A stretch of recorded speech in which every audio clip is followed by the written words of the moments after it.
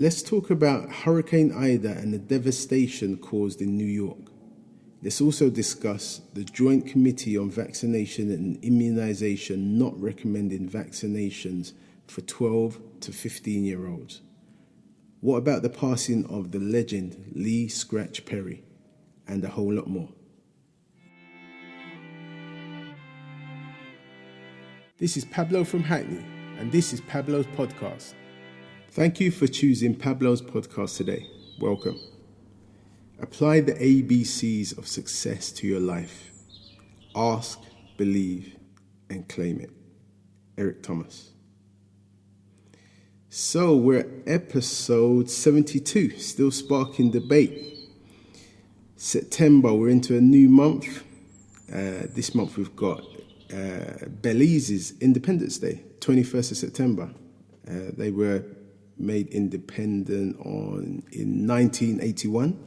And then also St. Kitts and Nevis Independence Day is on the 19th of September. And they were made independent in 1983. So so this week's been an eventful week as usual. It looks like we're going to have, even though we're at the end of summer, really, pretty much, it looks like we're going to have a hot September, especially this beginning part. It's really sunny outside from where I am at the moment. So looking good. So what did I did this week? I started playing or teaching the kids or reintroducing card games. So we played a few card games with my youngest children, and they really enjoyed it. Super interactive. We also played a lot of Monopoly as well. And it was just great to see them, being able to play and not think about screens and computers and technology, all the conversations that come up from doing something as simple as a card game. I think the cards actually cost about £3 though. I mean, the last time I bought cards, I think they were in the pence, maybe 99 pence or something like that. So that was a bit of a shocker. But yeah, definitely, I definitely suggest if you've got young kids or, you may be, they may have actually forgotten how to play cards or they've never even heard of playing cards. But that was really interesting for me. That was a highlight for me this week. So unfortunately, we lost Lee Scratch Perry over the coming days. He died over the past few days, rather. He died at the age of 85. His real name was Rainford Hugh Perry, and he's known, as a instrumental in dub music and reggae music, even hip hop, and other genres, to be fair. And his career spans like over 7 decades. He's worked with Bob Marley, the Wailers, the Beastie Boys, to name a few. He's worked with loads of people.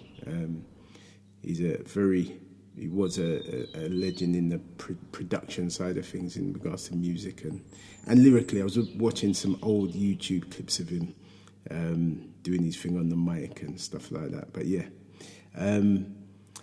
something I didn't realise that he actually had a mental breakdown in 1978, which kind of slowed down his career a bit, but he got over that and continued with his thing. But I didn't realise that he'd gone through that. I know it was quite outlandish with his, with his appearance. I think that the last lot of pictures I see with him with his beard dyed pink and all the badges and jewelry he wore and stuff like that.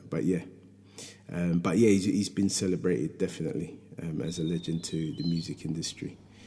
He was born in rural Jamaica, 1936, and then his family moved to Kingston in the 60s.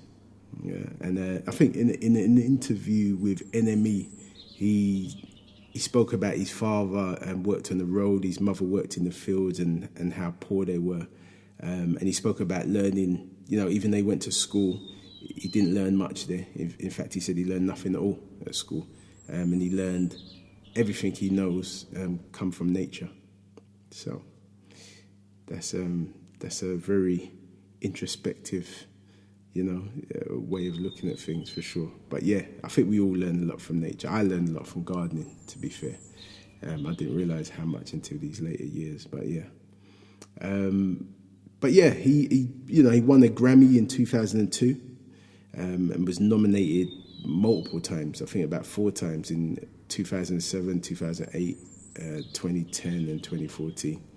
And he also received the Jamaican National Honour, the Order of Distinction. So yeah, it will be sorely missed. My thoughts go out to his family and that, but definitely a legend in the business, Lee Scratch Perry. If you know music, if you know reggae music especially, you would definitely know the name Lee Scratch Perry.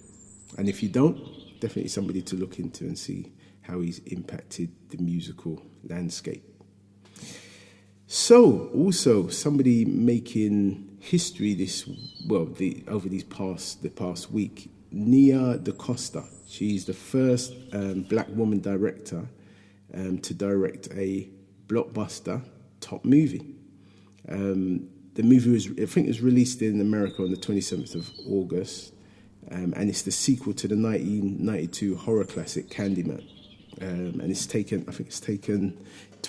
just over 22 million in its debut weekend, and it's hit the number 1 spot.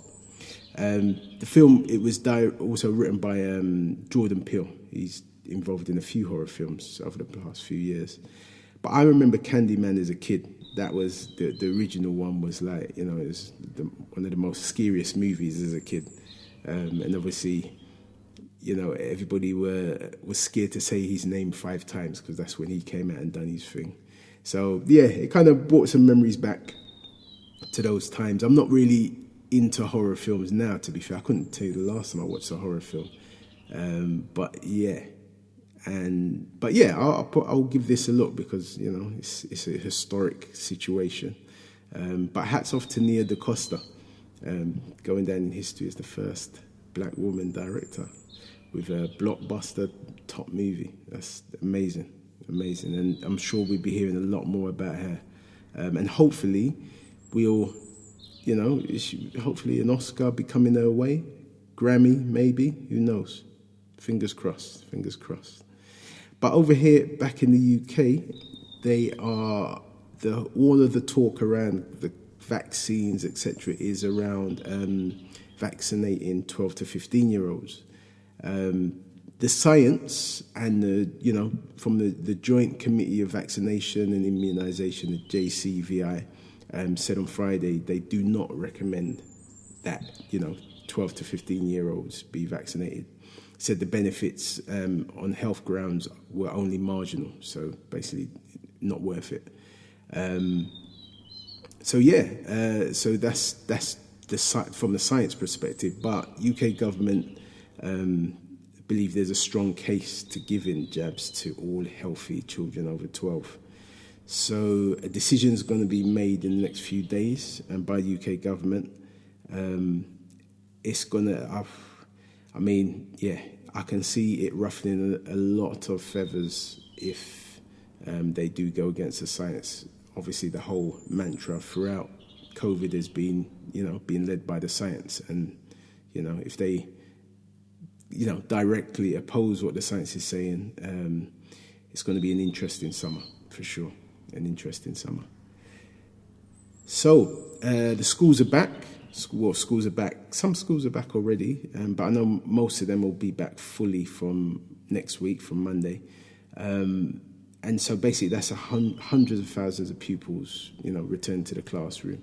And experts are predicting that there's going to be a surge in cases linked to schools reopening in England and Wales, which is kind of obvious, I'd say. It's kind of obvious that's going to happen. But the numbers of cases have been rising since mid-May 2021. So, the numbers are rising anyway because we've gone past Freedom Day and everything else. And to be fair, 2 weeks after Freedom Day, which was July the 19th, 2021, the numbers of new cases have been steadily rising. So, yeah, I suppose I can foresee, come the end of September, the rising numbers be wholly blamed on children going back to school and not being vaccinated and stuff like that. But the reality is, at this point, the numbers were going up anyway. Obviously, kids going back to school is going to add to it, but the numbers are on their way up anyway. So yeah, I'm just kind of mindful of the whole picture rather than the headlines in a month's time. So yeah. But the good news is there haven't been any deaths of young people through youth violence, which is great news. Great news. Long may that last, for sure. Long may that last. But in the news today, in regards to crime, religious groups in the UK have, it's been spoken about through an independent inquiry that they've been failing children over sex abuse, which, to anybody of any years knows that this isn't really news. You've consistently heard about people being abused within religious settings across the world, not just in the UK, but, this is a standard thing that has happened a lot with what seems to be, from my perspective, seems to be with minimal repercussions, for some reason. So I'm glad they done this inquiry to kind of highlight it, even though it is, a known thing.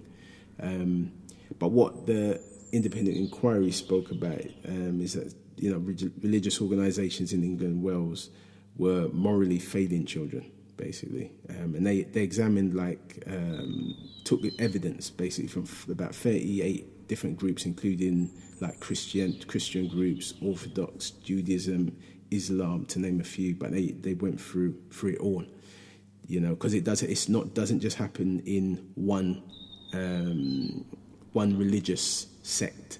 It's happening across the board. So hopefully this will lead to more prosecutions. Just stopping it, really, putting a stop to it. Putting in measures so that it doesn't happen. And protect the children who are super vulnerable. Especially when these things are happening. It's happening to young people via the priests or the highest people within that particular religion. So yeah, glad they're highlighting that for sure. So something I was watching in regards to Brazilian bank robbers, which pretty much looked like something straight out of a movie, and it seems to be a regular thing out in Brazil. But Brazilian bank robbers tying hostage to getaway cars. So I saw footage of, the getaway car would have a hostage tied to the roof of the car, of the getaway car, so that the helicopters couldn't shoot into the roof of the car. I'd never seen nothing like that in my life, except in movies maybe. But yeah, these are the kind of things the robbers are doing. So officials said that they were in this particular robbery, 15 to 20 people took part in the heist, blocking off roads with burning vehicles, placing explosive devices across the city. And like I said, these large-scale bank robberies have become a frequent thing in Brazil, and this use of human shields as well. So I think to date, police said at least 3 people were killed. One of them was a suspect. But yeah, it's just crazy. But I'm sure somebody's going to be making these things into movies, because it just sounds like something straight out of Hollywood. Big bank heists and things like that. So yeah, but I think they've also arrested 3 suspects. So there's another 10 people involved, and I don't think they got the money back. I'm not sure how much money was involved in it, but yeah, I thought I'd mention that because it was kind of just bizarre how it looked, the visuals of it and the whole story behind it. So closer to home in Hackney, there was a racial assault that happened back in July actually, but I haven't heard much about it since then. But it was July the 25th. It happened around Shoreditch, around that area. Basically, a 34-year-old man assaulted by 3 white males, hit in the face with a metal object, and the police are treating it as a racially motivated crime. Detective Constable Kayleen Matheson Davis said that it was an unprovoked attack it was an innocent victim just out enjoying a night out, some drinks in Shoreditch with friends. But yeah, the good thing about this is that, London has cameras everywhere. You pretty much can't go anywhere without being on camera. So CCTV showed the three men walking around the streets trying to start fights with various people that day. And I think they caught the footage of the attack as well.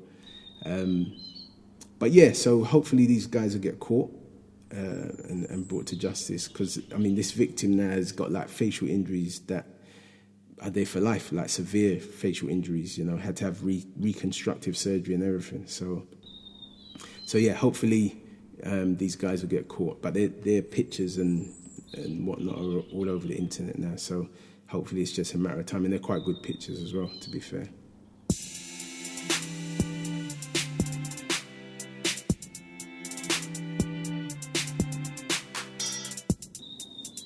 Welcome to Pablo's podcast.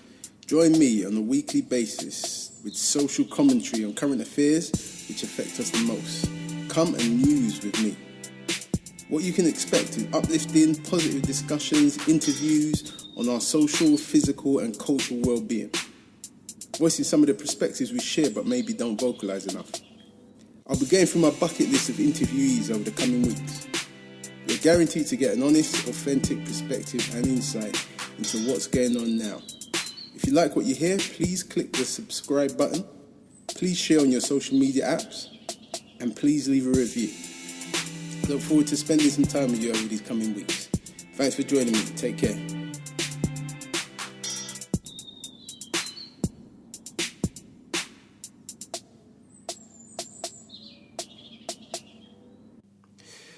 So Cheryl Coles has got a new podcast. Cheryl Coles, we haven't seen or heard about her for a while. But yeah, she's got a new podcast, but she's being criticised over this new 12-part podcast, which is actually about R&B music. So, obviously, Cheryl Coles comes from Girls Aloud. She was a judge on X Factor, had a solo career, in the charts with the pop music, etc. But this new podcast I think it's been commissioned by BBC Sounds, and it's called You, Me and R&B. So critics have seen it being promoted and whatnot, and they've been up in arms about it, saying that it should have been hosted by a black presenter. And some feel that it's an example of black talent being pushed aside and being ignored and whatnot. So I can definitely see that perspective. Because, there's a plethora of talent, whether it's DJs, whether it's artists, male or female, that are fully ingrained in R&B music and could probably represent it in a more authentic way. So yeah, I can definitely understand where that criticism's coming from. So some of the critics have been One Extra's DJ Yasmin Evans and DJ Ace. And DJ Ace, he actually does an R&B show from what I remember. So he could have, the BBC could have approached him to do that podcast, to be fair. And he obviously works in the BBC as well.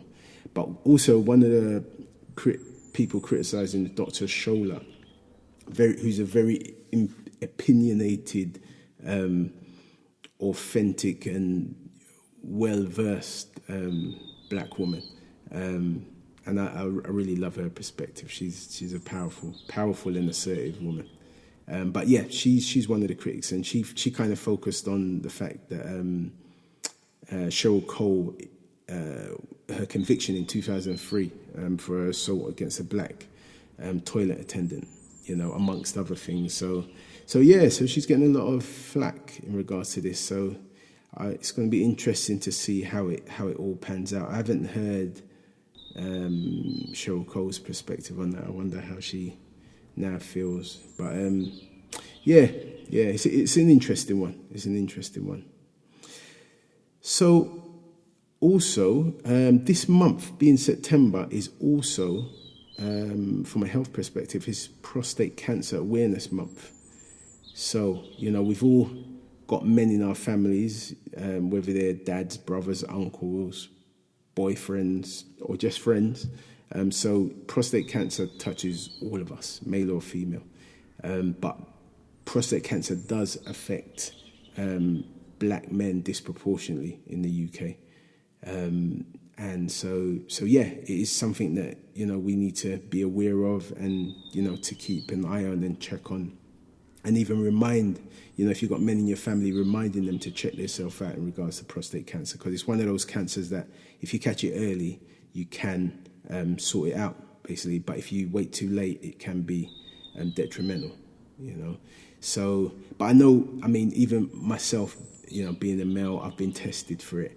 And the experience of being tested for it is not comfortable, It's not comfortable at all. Although, they can do some of the testing for it by taking your blood, but the from what I understand, the proper testing of it does mean, as a man, you need to lay down on a table, curl up in a fetal position, and have somebody, have the doctor put their fingers inside you, and to actually feel the prostate. And for me personally, that was the most uncomfortable thing I've ever experienced in my life. But because of the benefits of doing it, finding out, and nipping things in the bud if there are any issues, you just have to kind of just bite the bullet and get it done. But I know it's hard for some men to even consider doing that, But I would strongly recommend that men check these things out. I think the first thing is reading up on it, reading up on what prostate cancer is about, the treatments for it, what are the signs of it, all of those things. But yeah, I think it's really good that it's an awareness month, so that it can be at the top of people's agenda as far as health. With everything else that's going on, it's something that maybe could get swept under the carpet, but it shouldn't, because that's been a consistent feature throughout, before COVID. So yeah, as uncomfortable as it is, guys, you got to get yourself checked out, especially the older you get. Because it doesn't affect I don't think it totally doesn't affect, but there's not as many numbers in 20-year-olds and maybe people in their early 30s. But once you start getting a bit older, it's something you definitely need to check out. So if you haven't had it done, do it for your kids, do it for your family, because that may be the game changer. I think might have to do a podcast on this specifically and maybe speak to some people that have actually been through it, and kind of, and being able to come out on the other side of it as well. But yeah, Prostate Cancer Awareness Month. So this year even, weather's been horrendous in various places across the world. Climate change is really kicking in.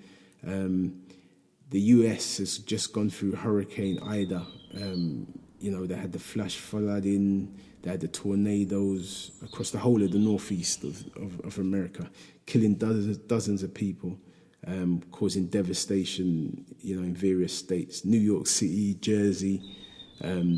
It's just been crazy. The videos, again, it's like stuff out of a movie when you see some of this stuff. Residents trapped in basements and cars, and it reminded me, when I first went to New York and realized how they utilize, which I thought was really good at the time, the way they build their houses with basements, like basements that you can use as rooms. Whereas in the UK, a lot of basements are, you just use it for storage. But people that have whole living rooms or just whole rooms, used rooms in basements. But in this scenario with these floods, this has caused problems, because if people are living in places like that and you have flash floods, you're having people drowning, in their basements, not being able to get out of their basement in time. And the way the rain was coming down, it was like 6 to 8 inches of rain, like in a really short space of time. And then I think the most dramatic video I saw was in the subway, where it was just like a waterfall within the subway.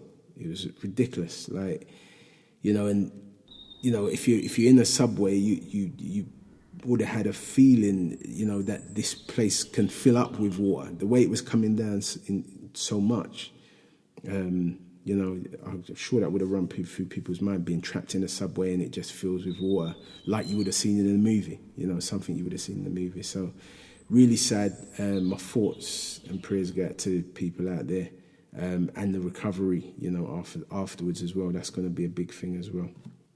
But yeah, the world's changing, the weather's changing, and yeah, that it just keeps, every couple of days, couple of weeks, we're seeing something different in regards to how the weather's changing. So yeah, we all have to be mindful of it. We all have to play our part, and you know, see what we can do to influence global warming. But to be fair, it's something that whole countries have to really be on board with, from what I can see. But we can't control whole countries as, you know, individuals. So we just got to do our little bits and pieces. So yeah. So in the NFT world, the whole crypto world, a fake Banksy NFT was sold on Banksy's website. Actually, a hacker got into the website and started promoting a fake Banksy NFT. But obviously, people seeing it on Banksy's website thought it was real, and you know, that people started to auction for it, and it went for $244,000. The post has now been deleted from Banksy's website, and actually the hacker returned the money to the British collector. It was a British collector, 30-year-old, I think, yeah, in his 30s, British collector who actually bought the NFT. But he received all his money back. I think the suspicions is because it made so much news and it was so widely spread. And I think they found out the person's, one of his accounts, one of his social media accounts. So he probably trying to nip it in the bud before it came on top. But anyway, he gave back all of the money, but he didn't return the transaction fee, which was about £5,000. But yeah, you know, obviously the collector thought he was buying the world famous graffiti artist's first ever NFT, which when he does decide to do one is going to be, you know, it's going to be big news and astronomical and all that.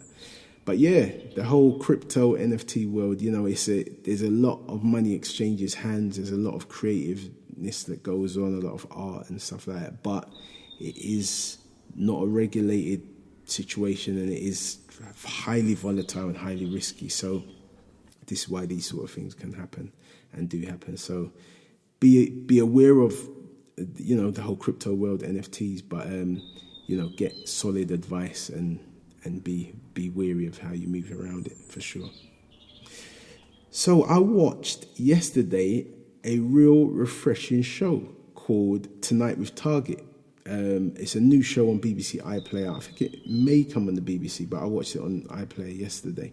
And how could I describe? I could describe it as like a Jules Holland kind of show, but focusing on young, urban street music. Yeah, and I thought it was really good. You know, they had, who did they have in it? They had Getz on there. They had Little Sims, JME. JME absolutely smashed it. Real minimalist, like his brother Skepta. Real minimalist with the way how he does things, but really impactful. So I definitely, even if you just watch it to see what JME done and what he was speaking about as well, he's the piece that he did. Kind of spoke to the whole social media thing, and you know, people just, you know, looking into their phones or into their computers while he's just getting on with his life, doing his thing, you know, living a real life rather than looking at a screen most of the time. So I really loved the messaging. But yeah, I won't give too much more away. Just definitely check it out. But I really love the concept, and I think that should be on, you know, prime time. You know, 9 o'clock, 10 o'clock, and it should be on normal channels as well, like BBC. If it's not on BBC, I'll have to double check that if it's actually on BBC One or BBC Two. But yeah, I think it's amazing and really needed as well, you know, because there's a lot of talent out there. You know, you generally hear about the grime side of things and the negative content and stuff around that, which is, okay, yeah, that's fair enough to an extent. But there's a lot of talent, a lot of UK talent, and UK talent hasn't been at the forefront like this ever. You know, it's just going from strength to strength. So this show, there was definitely a gap for it. I think this show fills that gap really well. And even if you're a adult who is not interested in these genres of music, if you've got young people around you, or you're interested in what young people are doing and who they're being influenced by and what they're being influenced by, definitely go and check out Tonight with Target. I look forward to the rest of the episodes. I love the music. I love all music, to be fair. All good music, I'd say. But yeah, great show, and definitely rivals Jules Holland's show. To be fair, where Jules Holland's show comes on every Christmas as well, he does his hootenanny and whatnot. If Target and these guys behind this show do their own type of hootenanny type thing, and it's on around the same time, I guarantee this show will have more viewers. I put money on that. I said it first. Also, Fresh Prince of BelAir is having a reboot, and the actor who's going to be playing Will's part is a newcomer named Jabari Banks, and Will Smith surprised him online. He didn't know it was coming and whatnot, and yeah, Will Smith popped up on his live or whatever, and explained and confirmed that he'd been chosen to be the Fresh Prince of BelAir. So it was really nice to see. You can catch it on YouTube actually, if you type it in YouTube. But it was really nice to see this young actor's response, because this is going to be a game changer for him, life changing, and for Will Smith to actually speak to him and break the news to him. Yeah, it was really nice, heartwarming. So yeah, I'll be definitely looking out for that. I'm not sure when it's going to be released, but I do know the reruns for all of the Fresh Prince of BelAir has been on Sky. I forget what channel, but yeah, you can definitely find that. And it still stands the test of time. You know, it's still funny, 100%. So yeah, so like I said, September is here. It doesn't look like it's going to be a cold and wet one for us in the UK. Definitely not in the next coming days. I think they said it's going to be about 29 Celsius in the week, maybe even touch 30.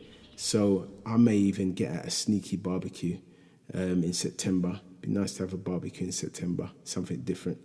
So yeah, get out there, enjoy. Even though summer's over, as long as the sun's still shining, it's still summer. It's all good. So thank you again for choosing Pablo's podcast today. And hopefully you can join me on the next one. Until then, take care and be nice to each other. Thank you for listening to Pablo's podcast. I'm Pablo from Hackney, and you can catch me next week for more healthy discussion.